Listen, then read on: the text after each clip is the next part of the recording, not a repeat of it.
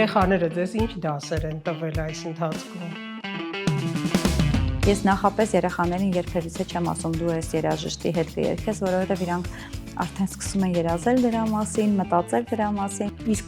երաժիշտները մոտենում են ըմբռնումով եւ համբերատարությամբ։ Ես հասկացա, որ ես պետք է շատ լուրջ զբաղվեմ իմ կրթությամբ եւ ունենամ հոգեբանի կրթություն։ Հեշտ են շփվում մեկը մյուսի հետ։ Կարծում եմ շատ բաներ կան, որ հասարակությունը չի պատկերացնում ու չի հասկանում հաշմանդամ երեխաների մասին։ Ինչպիսի կարծրատիպեր են, որ կարող եք այսպես կոտրել։ Ոչ մի տեսակի ռեսուրս չի խնայվում, որպեսզի երեխաները իրանց իսկապես աստղզվան։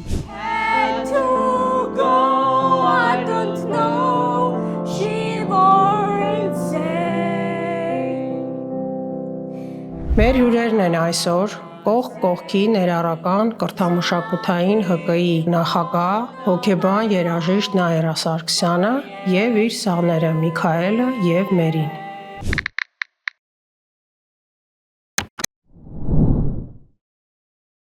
Բոլորին ողջունում եմ։ Մերի ջան, բարի օր։ Ողջույն։ Միքայել, բարի օր։ Բարի օր։ Նաիրա ջան, բարև ձեզ։ Բարև ձեզ։ Ես կհնչեցնեմ մի քանի բլից հարց մեր երիտասարդներին, սկզբից կուղեմ հարցերը Մերիին։ Մերի ջան, ո՞րն է ձեր սիրած երգը։ Իմ շիրած երգը Նարին։ Շատ լավ։ Ո՞րն է ձեր սիրելի երգիչը կամ երաժիշտը։ Սոնյա Ռուբինյան։ Օք։ Բեմ թե ստուդիա։ Բեմ։ Առավոտ թե երեկո։ Առավոտ։ Ծափահարություններ թե ծաղիկներ։ Երկուսն էլ։ Ո՞րն է ձեր այսօրվա երազանքը։ Իմ երազանքն է երգչուհի դառնալը, որ Բրավիսիմո։ ես արդեն հասել եմ։ Брависсимо. Вопросы вам, Михаил. Что вы Ваш хотите? любимый певец. Луи Армстронг, Фрэнк Синатра. Отлично. А ваша любимая песня? Fly Me to the Moon. Мне понравилась песня Strangers in the Night. И мне нравится песня What a Wonderful World. Луи Как я вас Армстронг. понимаю. Согласна с вами. Что вы предпочитаете, сцену или студию? На сцене. Хорошо. А какое время суток предпочитаете, утро или вечер? Предпочитаю, наверное, утром или, наверное, вечером. Не знаю. И то, и другое, я так поняла. Что вам больше нравится, аплодисменты или цветы? И то, и то. Ваша мечта сегодня? Музыкант. Стать музыкантом? Да, джазовым и хип-хоп. Отлично. Можете охарактеризовать себя 3 словами? Я человек, который мечтает лететь за границу.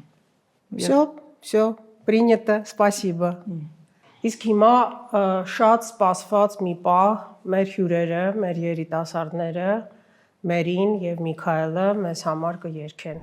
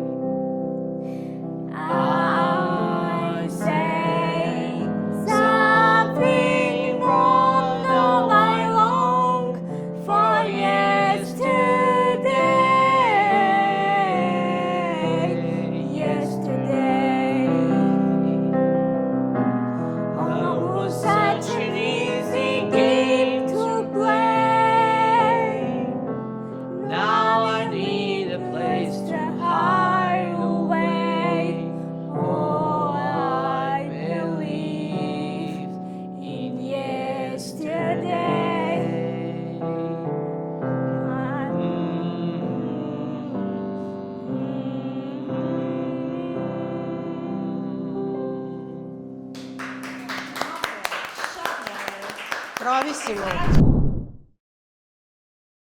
Մենք մեծագույն բավականություն ստացանք մեր երիտասարդների ելույթից։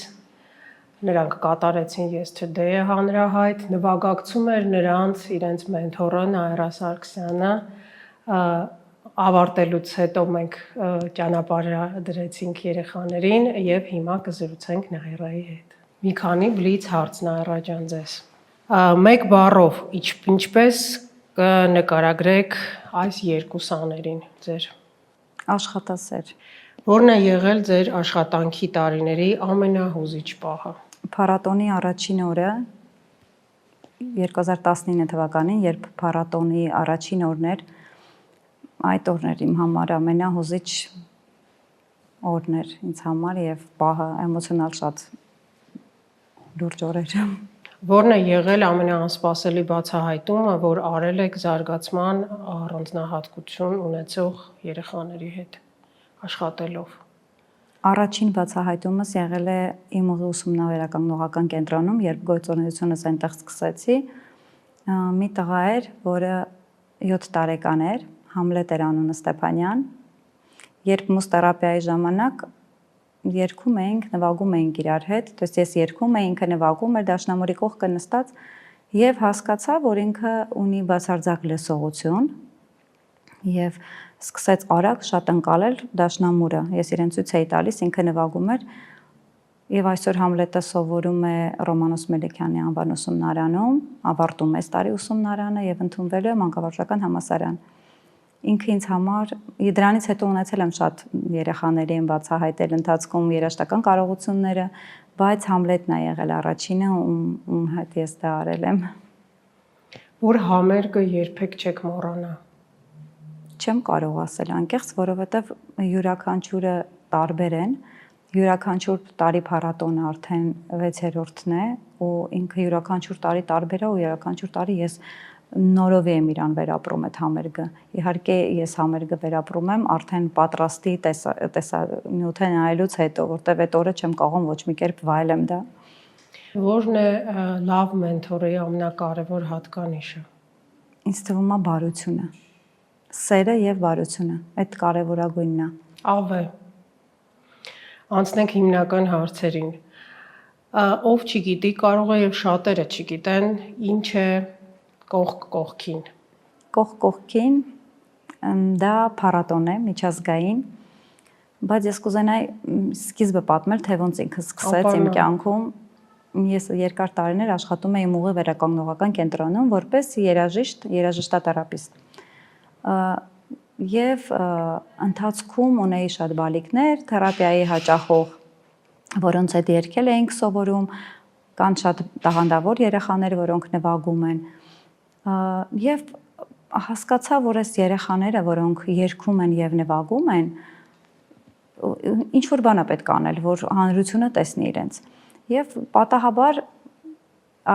աշխատանքի հրավեր ստացա Source հիմնադրամից, որտեղ Մերին էր հաճախում։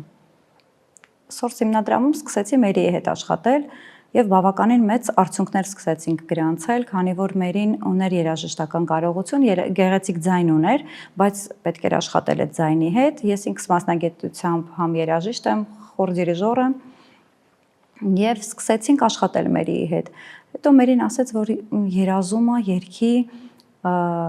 Միքայել Ոսկանյանենց հետ։ То есть ես իրենց համ երաժշտաթերապիա էի անցնում եւ ցույց էի տալիս տարբեր երաժիշտների հետ էի ծանոթացնում, իրենց երգերի հետ եւ ասաց ես նենց կուզենայի երգել իրենց հետ։ Ասենց գաղափար ծագեց, որ պետքա ինչ-որ բան անել, երաժիշտներին միացնել, հանրությունը, որպիսի իմանա, որ զարգացման առանձնահատկություններ ունեցող երեխաները ունեն կարողություններ, ունեն աշխատասիրություն եւ կարող են հավասարին բեմ դուրս գալ երաժիշտների հետ։ Խոսեցի երաժիշտների հետ, մտածեցի, որ պետք է փառատոն անել, բայց նենց փառատոն, որը երբևիցե չեն արել Հայաստանում։ Դիմեցի նախարարություն, այն ժամանակ պարոն Խզմալյանն էր, փոխնախարարն էր մշակույթի եւ պատմեցի գաղափարիս մասին 2019 թվականն էր։ Պատմեցի գաղափարիս մասին, ասացի, որ այսպեսի գաղափար ունեմ, ասաց դե փորձեք արեք։ Տեսնենք ինչ կստացվի։ Արեցի այդ փառատոնը եւ այդ համերգից հետո մոտեցավ ինձ, ասաց ես ուղղակի ապշած եմ, ես չէի պատկերացնում, ասաց որ պատմում էր այդ գաղափարի մասին, ես մտածում եմ դե ինչ պիտի լինի, բայց այս ուղղակի ցնցող էր, որովհետեւ շատ բարձր մակարդակով էին կարել դա։ То есть աշխատել էին երաժիշտներ, աշխատել էին մասնագետներ, դա ոչ միայն իմ ծեր աշխատանքներ, նաև կողմնակի մասնագետների աշխատանքներ, եւ համերգը շատ գեղեցիկ եւ շատ գիտեք ինչպիսի համերգ էր, որտեղ որ դու հուզվում ես, բայց դու չես խղճում երեխաներին։ Իմ նպատակը դա է եղել, որպեսզի ոչ մեկ ոչ մի անգամ չխղճա իրենց, այ իրենց տեսնի իրենց կարողությունը բարձր եւ ասի, այո, ինչ լավ են նվագում, ոչ թե ասի ինչ մեղ կա ու ծափահարի, որտեղ ես մտածում եմ, եթե մենք խոսում ենք ներառականության մասին, ուրեմն մենք պիտի հանդիսատեսներ լինի մեր համար, то есть մենք հանդիսատեսներ առականությունը բոլորի համար է։ Մենք հանդիսատեսին էլ պիտի որակյալ երաժշտություն մատուցենք, որ ինքը լսի եւ ծափահարի ոչ թե խղճահարության համար այն կարողությանը։ Այո, ծափահարի եւ հիանա։ Այո։ Եվ աջակցի եւ կարեկցանքներ չէ, իրենց ամենաշատը պետք է ինձ թվում է, որ իրանց վերաբերվեն ինչպես բոլորին։ Այո, կարեկցանքն էլ եւ գնահատեն իրենց տաղանդները, ինչպես բոլորի տաղանդները, հա, այսպես։ Այո, ես աշխատանքի ընթացքում եմ այդպես վերաբերվում իրենց։ Ես երբևիցե, իհարկե, ես որպես մարդ նեղվում եմ, միգուցե կարող եմ գնալ տուն լացել, կամ մտածել, որ ինչի սենց, ինչի, բայց աշխատանքի ընթացքում ես պահանջել եմ իրանց հանդեպ դնում տենց, չէ, դու կարող ես ավելին, չէ, դու կարող ես ավելին։ Եվ դրա համար մենք նենց որակյալ փառատոն ենք ստանում, շատ որակյալ։ Որտեղ եք ելույթ ունեցել 19 թվից մինչև այսօր։ 19 թվականին մենք առաջին համերգը գալա եղավ Տիկնիկային թատրոնում, որտեղ Տիկնիկային թատրոնը 300 հանդիսատեսի տեղ ունի, բայց մենք մի 200 հոգի եղան հանդիսատես։ Իհարկե ինձ դա ասենց ես նեղվում եմ, ասում եմ, չէ, շատ մարդ պիտի լինի, շատ մարդ պիտի լինի։ Հաջորդ տարին եղավ Կասկադում։ Բացօթյա։ Այո, բացօթյա Կասկադում եղավ եւ մենք ունեինք մի 1500-2000 հանդիսատես, հետո ինձ հանդիսատեսերից արձագանքներ եղավ, որ մարդիկ անցնում են եւ ասում են ինչ համերգ է, որ ասում են առանձնահատկություններով երեխաները ապշում էին, կանգնում էին, մնում էին տուրիստները, ասում են, այս ինչ մակարդակ, այս ինչի լավ են երգում երեխաները, որն է ստեղ հաշմանդամություն ունեցողը, որը չգիտեին, որ մեր երաժիշտներին կամ այսպես։ Հաջորդ տարին օպերայի, բալետի մեծ բեմում ելույթ ունեցան, նախորդ տարի Արամ Խաչատրյանում տեղի ունեցավ համերգը ջազ նվագախմբի հետ, դրա առաջին տարին սիմֆոնիկ նվագախմբի հետ երեխաների ելույթ ունեցան, մեկը մեկից լավն է փառատոնը։ Ուղղակի պատմում եք, հավատս չի գալիս, որովհետև տարբեր են խնդիրները, հասկանալի է, տարբեր են, բայց կազմակերպել, հա, եւ տրամադրել երեխաներին, հա, տարբեր խնդիրներով աշխատել մեծ կոլեկտիվների հետ, դա կարծում եմ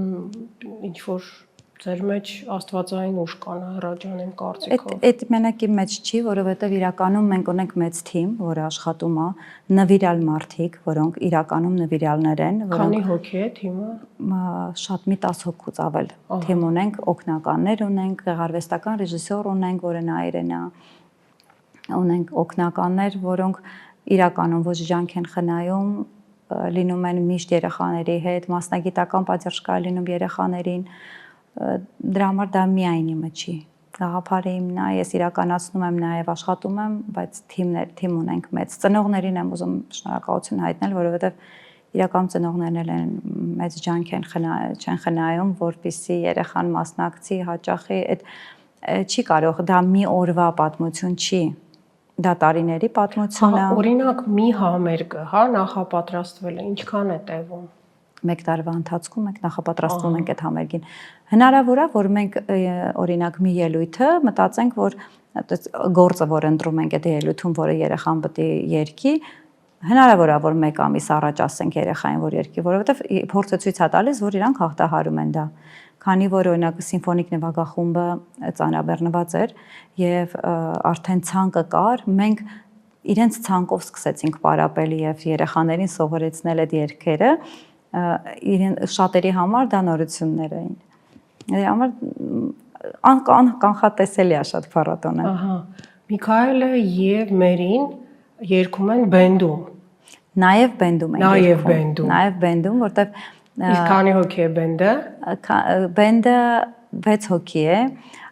ունենք տարբեր երեխաներ զարգացման առանձնահատկություններով, Վանիկը, Գագիկը,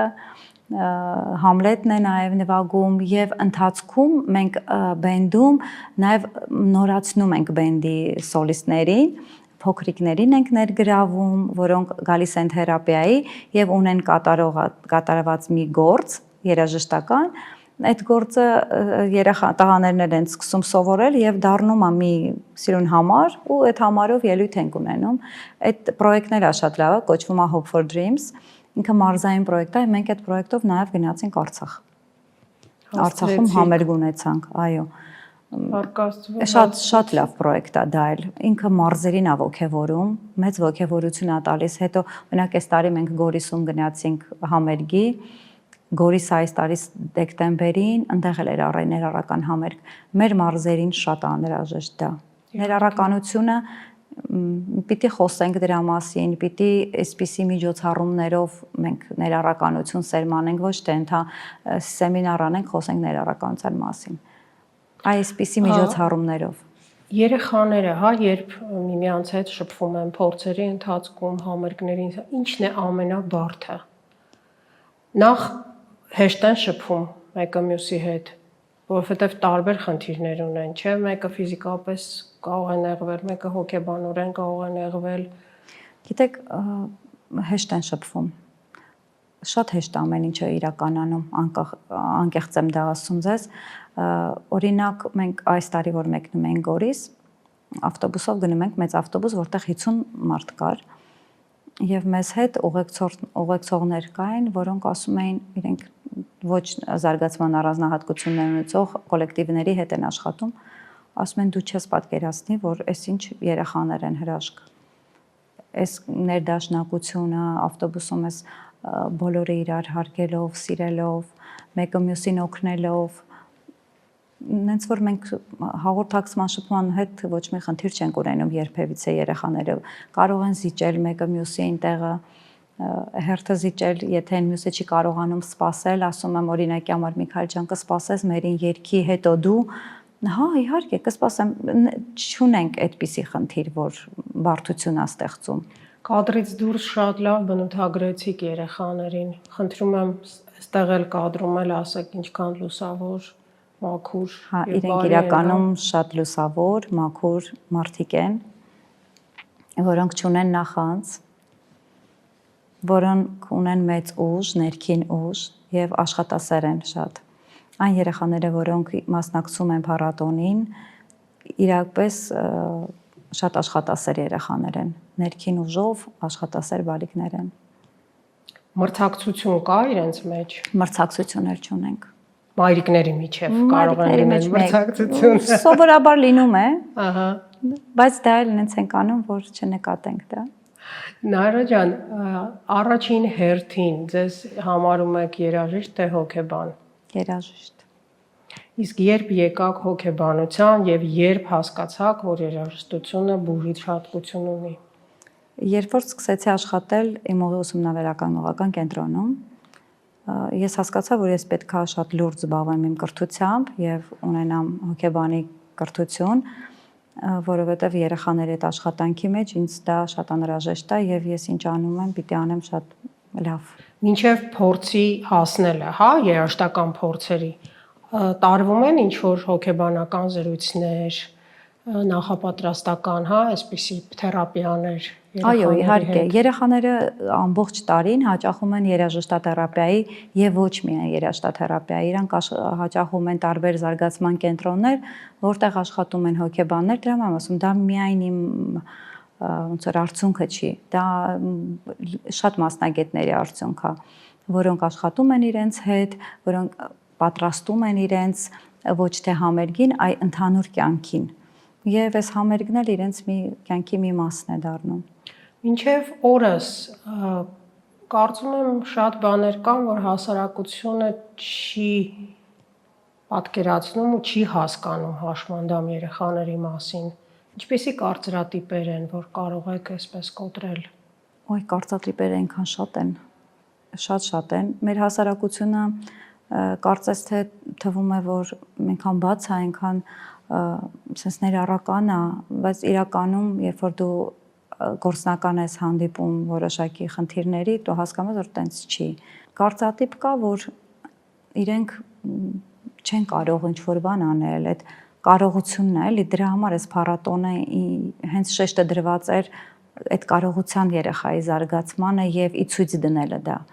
Եվ ներգրավեցի ես անվանի երաժիշտներին, երաժիշտներ, տարբեր անվանի երաժիշտներ, Վահագներ Հայրապետյան մեզ մոտ մասնակցել փառատոնին, Արամ Մեմպետրի բոլոր երաժիշտները մասնակցում են փառատոնին, երեխաների հետ դուետ են երգում։ Եվ Նեղությունը այստեղ մի վարքան կընդհատեմ։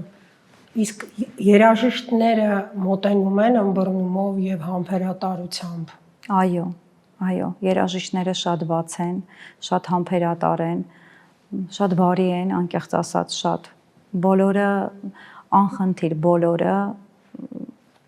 երեխաների հետ անգամ ունեցել ենք, որ մի քանի փորձեր ենք ունեցել, օրինակ Սոնան 3-4 փորձ ասում Սոնա ջան, լավ է, չէ, արի մի հատ էլ հանդիպենք, որոշակի բաներ կա, ես ուզում եմ շտկեմ, բան ասած երեխաների համար էլ է դա շատ կարևոր։ Իրենք ողջ տարին սպասում են, օրինակ Մերին այս տարի ինքն արդեն որոշել է, ասում է, ես նենց կուզենայի Սոնա Ռոբինյանի ոնց որ իրանց երազանքն է կատարվում, հասկանում եք, ասում եմ, հենց կուզենա երեքեի Սոնա Ռոբինյանի մայրիկը, ասում եմ, դե արի սովորենք, ոնց կստացվի, որտեղ շատ հաճախ երբ որ դիմում եմ, իրենք ունենում են աշխատանք դրսում եւ հնարավոր չի լինում որ մասնակցեն։ Ես նախապես երեխաներին երբևիցե չեմ ասում դու ես երաժշտի հետ կերկես, որովհետեւ իրանք արդեն սկսում են երազել դրա մասին, մտածել դրա մասին։ Թողնում եմ արդեն որ մոտ փառատոնին իմանամ մի քանի գործ եմ ինքս որոշում, ում հետ որ ես եմ օրինակ աշխատում, մի քանի գործ ենք որոշում, որ հանկարծ սա չստացվի, սա ստացվի, դա էլ այլ է շատ նուրբ եմ անում, որպեսզի երեխան հանկարծ չնեղվի, որ չերքի օրինակ Գորի հետ կամ Սոնայի հետ, այդպես դա էլ եմ հաշվի առնում։ Շատ ծանր են տանում այդ պահը, եթե մեկը օրինակ հա Սոնայի երկրպագուն է եւ այդ պահին պարզվում է որ նա չի երգելու Սոնայի հետ պատահում են տենց պահեր։ Ինձ թվում է չէ,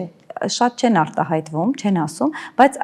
ես կոմպենսացնում եմ, то есть եթե Սոնան իր հետ է, այն մյուսի հետ մի ուրիշ էլի լավ երաժիշտ է, որի հետ շատ հավես է ստացվում։ Եւ կարծում եմ այդ երաժիշտները այսպես թե այնպես շատ ոգեշնչում են, չէ՞։ Այո, ոգեշնչում են։ Օրինակ նախանցյալ տարի Մերին երգեց Մաշա Մնջոյանի հետ,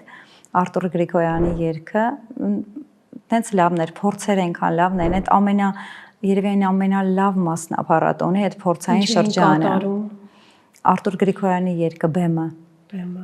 Շատ գեղեցիկ ստացվեց, Մաշան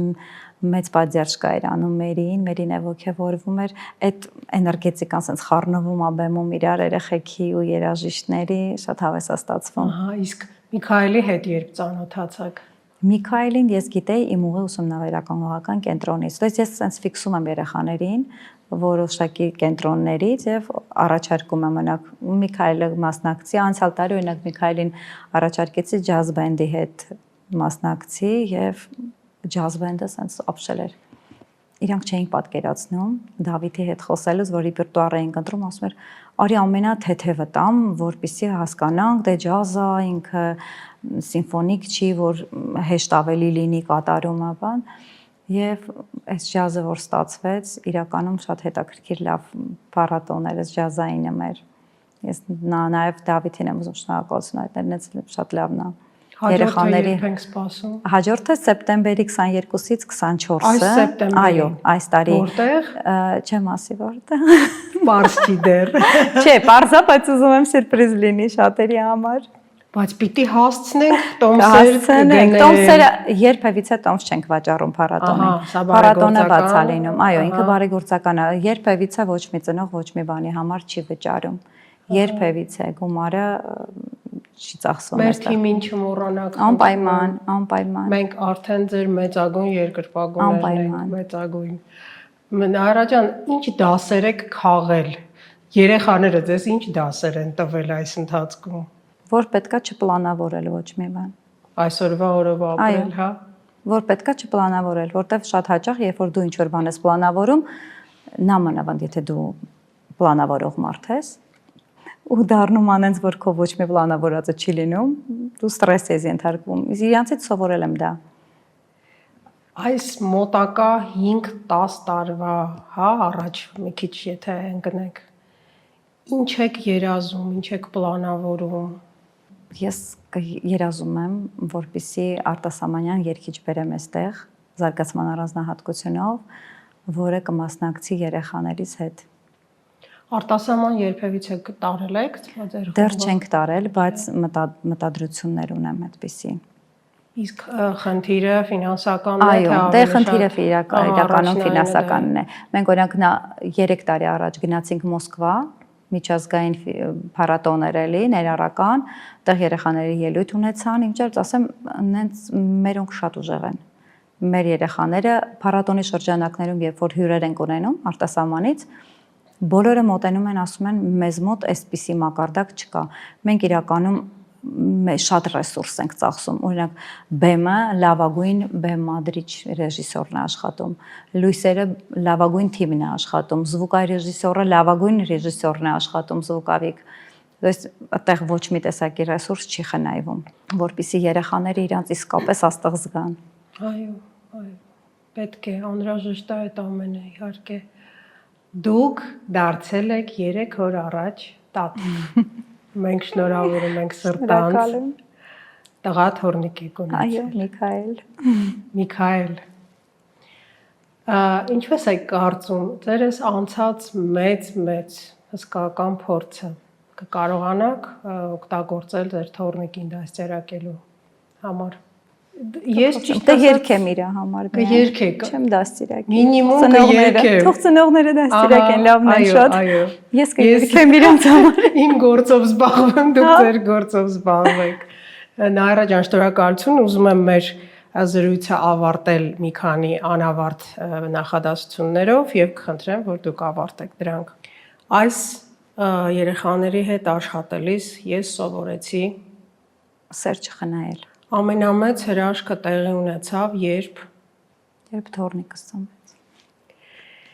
Ես երջանիկ եմ, երբ տեսնում եմ Փառատոնը։ Մեր սաների համար երաժշտությունը Կյանք է։ շնորհակալություն։